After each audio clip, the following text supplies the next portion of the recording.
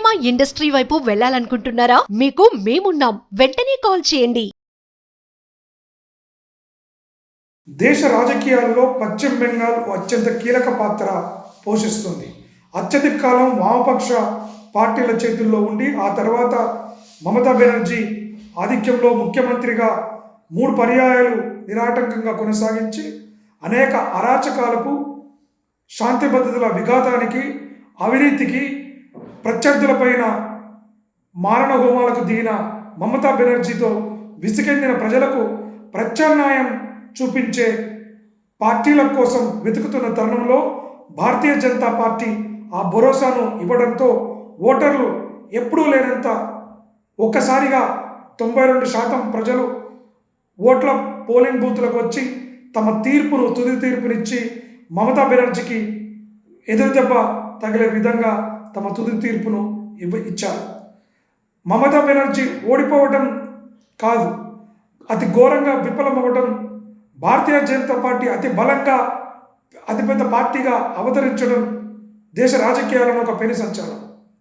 వామపక్ష భావజాలంతో దేశ రాజకీయాలలో అత్యంత ప్రభావాన్ని చూపిన పశ్చిమ బెంగాల్ రాష్ట్రం ఈరోజు దేశంలో ఏ రాష్ట్రంలో కూడా కమ్యూనిస్టులు అధికారం లేని పరిస్థితి నెలకొనడం కూడా మనం గమనిస్తూ ఉన్నాం. ఏది ఏమైనా భారతీయ జనతా పార్టీ కార్యకర్తలు చేసిన క్షేత్రీయ స్థాయిలో వారి పట్టు, ప్రయత్నం, ఆ అంతటి ఫోకస్, జాతీయవాదులు తీసుకున్న నిర్ణయాలు, జాతీయవాదుల మద్దతుతో భారతీయ జనతా పార్టీ విజయ దూదుంబది మోగించింది. ముఖ్యంగా బంగ్లాదేశ్ చొరబాట్లపై చర్యలు తీసుకోవడం, అదేవిధంగా గత కొన్ని సంవత్సరాలుగా మమతా బెనర్జీ అక్కడ ఏదైతే బార్డర్ను నిర్మాణం చేయడానికి కావలసిన భూమిని అలకేట్ చేయకపోవటము, అలాంటి తదితర సమస్యలను పరిష్కరిస్తామనేటువంటి హామీలు, అదేవిధంగా అనేక సంక్షేమ పథకాలకు రైతు ఏదైతే పిఎం వికాస్ యోజన ఉందో అలాంటి వాటిపైన కూడా 6,000 నుంచి 9,000కు పెంచి రాష్ట్ర బడ్జెట్ను పెంచుతామనే లాంటి హామీలు కూడా బెంగాల్ ప్రజలను ఆకర్షించాయని చెప్పుకోవచ్చు.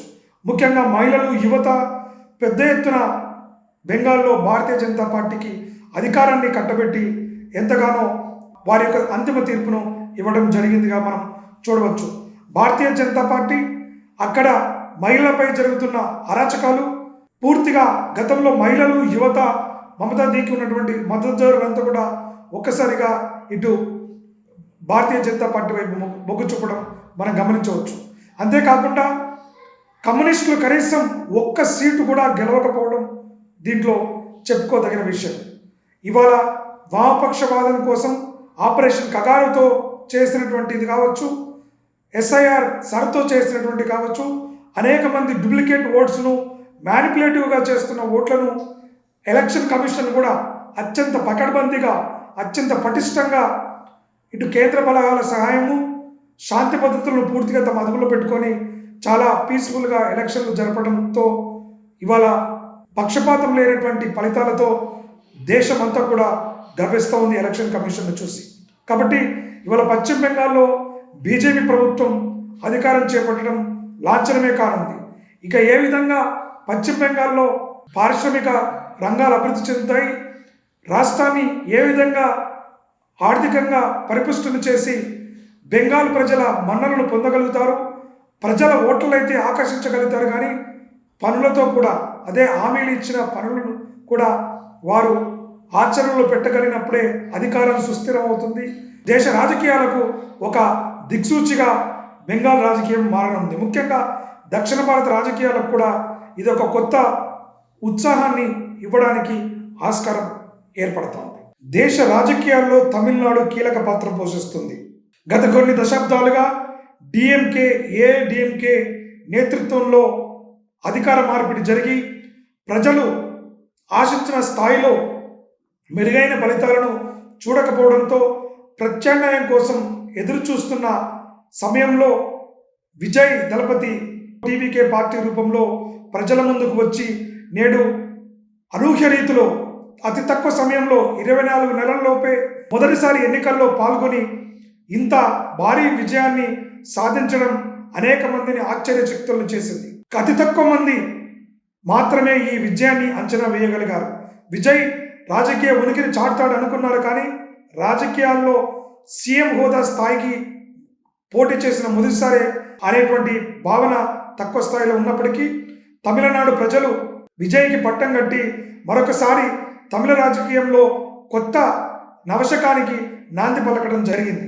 ఎందుకంటే ఇటు కాంగ్రెస్, భారతీయ జనతా పార్టీలు పెద్ద ఎత్తున ఫలితాన్ని ఎక్స్పెక్ట్ చేసినప్పటికీ కూడా అవి ఆశించిన స్థాయిలో మెరుగుపడిన ఫలితాలను ఇవ్వలేదు.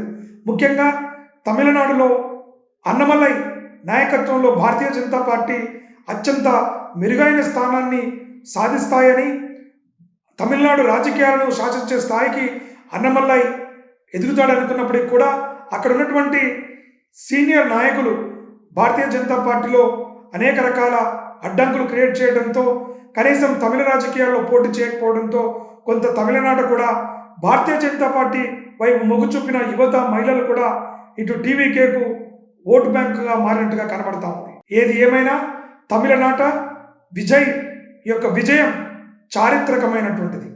ఇవాళ తమిళనాడును సరికొత్త సంక్షేమ పథకాలకు కేంద్ర బిందువుగా నడుస్తూ రాజకీయాలను శాసిస్తున్న పార్టీలకు విభిన్నంగా నడపనున్నారా?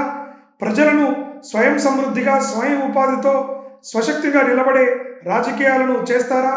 ద్రావిడియన్ పాలిటిక్స్ను కొనసాగింపుగా కొనసాగిస్తారా, లేదా నవశకానికి నాంది పలుకుతారా అనే అంశాలలో కూడా సర్వత్రా ఉత్కంఠ ఉంది.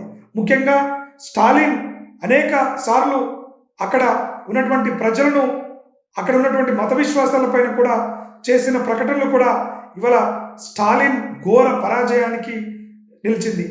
తన సీటును కూడా గెలవకపోవడం స్టాలిన్కు చాలా పెద్ద దెబ్బే అని చెప్పవచ్చు. కాబట్టి ఇవాళ తమిళనాడు రాజకీయాల్లో జాతీయ పార్టీలకు స్థానం లేకుండా మరొక ప్రాంతీయ పార్టీకి ప్రజలు పెద్ద ఎత్తున, భారీ ఎత్తున పట్టం కట్టడం చూస్తూ ఉంటే తమిళనాడు రాజకీయాలు, తమిళనాడు అభివృద్ధికి, తమిళనాడు ప్రజల నాయకత్వాన్నే కోరుకుంటున్న తీరును మరొక్కసారి దేశ ప్రజలకు చేయడం జరిగింది. కాబట్టి తమిళనాడు రాజకీయాలు దేశంలో ఒక సరికొత్త దశను ఏర్పాటు చేయడానికి, కొత్త శక్తులు సరైన ప్రణాళికలతో, సరైన ఆలోచనతో వస్తే మద్దతు ఇవ్వడానికి అవకాశం ఉన్నట్టుగా చెప్తా ఉంది. అంతేకాకుండా ముఖ్యంగా విజయ్కి ఉన్నటువంటి అభిమానుల అందరినీ కూడా ఓటు బ్యాంకుగా మలుచుకోవడంలో విజయ్ సాధించాడు. ఎందుకంటే ఒక స్ట్రాటజికల్గా అది సరే, పీకే లాంటి వారితో స్ట్రాటజీలు చేయించడం కావచ్చు, ప్రజల అంచనాలను అంచనా వేయటంలో విజయ్ సాధించినటువంటి కృషి వల్ల కావచ్చు, పూర్తిగా తమిళనాడు రాజకీయాల్లో ఒక సంచలనమైన వార్తగా సరికొత్త పాలన కోసం ఎదురు చూస్తున్న తమిళ ప్రజలకు విజయ్ రూపంలో కొత్త నాయకత్వం రావటం రాష్ట్ర రాజకీయాల్లో ఒక పెను మార్పులకు దారితీస్తుంది. గతంలో సినిమా రంగం నుండి ప్రయత్నం చేసినటువంటి రజనీకాంత్ గారు కావచ్చు, సీనియర్ విజయ్ గారు కావచ్చు, ఇట్లా అనేక మంది రాజకీయ పార్టీలను పెట్టి తమ ఉనికిని కాపాడుకొని తమిళ ప్రజలకు సేవలు అందించే ప్రయత్నం చేసినప్పటికీ కూడా అవన్నీ కూడా విజయం కాలేకపోవడం మనం గమనించవచ్చు. కాబట్టి ఇవాళ ఇటు భారతీయ జనతా పార్టీ వెస్ట్ బెంగాల్ విజయం, అదేవిధంగా తమిళనాడులో టీవీకే గెలుపు దేశ రాజకీయాలను ఒక సరికొత్త దిశలో పయనంలో నెట్టడానికి చేస్తున్న ప్రయత్నంలాగా కనబడతా ఉన్నాయి. ఏదైనప్పటికీ విఘ్నులైన ఓటర్లు ప్రజాస్వామ్యాన్ని కాపాడడంలో ఎటువంటి అతిశయోక్తి లేదు. అస్సాం రాష్ట్రంలో హేమంత్ బిశ్వ శర్మ మరొకసారి భారీ ఘన విజయాన్ని సాధించి రెండవ పర్యాయం కూడా అధికారాన్ని చేపట్టడానికి చేసుకున్నారు. ప్రభుత్వ వ్యతిరేకత ఓటు ఉన్నప్పటికీ ప్రజలకు వారు చేస్తున్న సంక్షేమ పథకాలు, భారతీయ జనతా పార్టీ చేస్తున్న ప్రచారం, నరేంద్ర మోడీ గారి ప్రచార సభలు, వారి ర్యాలీలు ఇవన్నీ కూడా పెద్ద ఎత్తున అస్సాంలో కలిసి వచ్చాయని చెప్పవచ్చు. అస్సాంలో ప్రజలకు కూడా ఎంతో కాలంగా అక్కడ ఆర్థిక ప్రగతికి నోచుకొని అటువంటి రాష్ట్రానికి రైల్వే ట్రాక్లు కావచ్చు, అదేవిధంగా అక్కడ అవస్థాపన సౌకర్యాల విషయంలో కేంద్ర ప్రభుత్వం పెద్ద ఎత్తున ప్రాజెక్టులు చేపట్టి అక్కడ రవాణా రోడ్డు నిర్మాణాలను పెద్ద ఎత్తున ప్రోత్సహించడం కావచ్చు, అక్కడ నిర్మాణాలు చేపట్టడంతో అస్సాం ప్రజలు భారతీయ జనతా పార్టీకి రెండవసారి అధికారాన్ని కట్టబెట్టి ప్రజలు భారతీయ జనతా పార్టీ పైన మరింత బాధ్యతను పెంచినట్టుగా భావించవచ్చు. ఇవాళ వెస్ట్ బెంగాల్ అదేవిధంగా అస్సాంలో 2 రాష్ట్రాలలో భారతీయ జనతా పార్టీ అధికారాన్ని చేపట్టడం చూస్తుంటే వారి మోడీ చరిష్మా, అదేవిధంగా భారతీయ జనతా పార్టీ ఎంతటి క్లిష్ట సమస్యనైనా క్లిష్టంగా ఉన్నటువంటి సమస్యలను పరిష్కరించడంలో గొప్ప నేర్పరితనం సాధించినటువంటి భారతీయ జనతా పార్టీకి ప్రజలు ఎన్ని కఠోర నిర్ణయాలైనా సరే భరిస్తాం, దీర్ఘకాలికంగా ఉన్న సమస్యలకు చెక్ పట్టాలనేటువంటి ఆలోచనతో ఇవాళ అన్ని రాష్ట్రాల ప్రజలు ఉన్నట్టుగా కనబడతా ఉంది.